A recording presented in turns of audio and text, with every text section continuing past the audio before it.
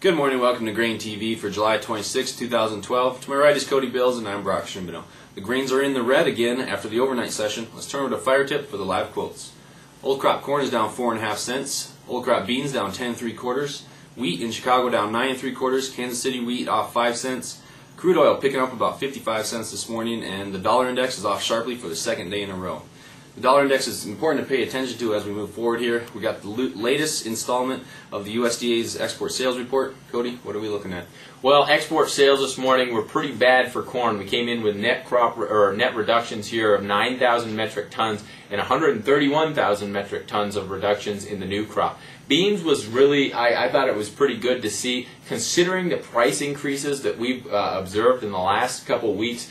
We came in right on par with seasonal expectations, so right at 193,000 metric tons and 517 for the new crop. Wheat was 367. That was good to see over there. In terms of corn and where we need to be to meet USDA expectations, we are well behind pace here. 42 million bushels behind pace to meet USDA expectations, and of course we fell 10 million bushels since last week as a result of those reductions.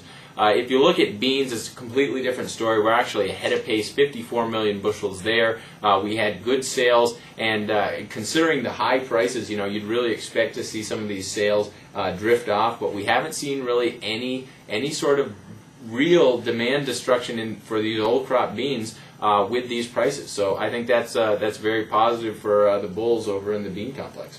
Now next month we get the USDA's August report. Do you think we're going to see some revisions to the beans and corn export sales? Yeah, if I had to take a stab, I'd say that for corn we're going to see reductions in export sales. I think that they're going to have to revise that forecast lower. For beans, I think it's a different story. They're going to have to revise it higher, but that's just speculation. That's my thoughts based on these export sales that we've observed.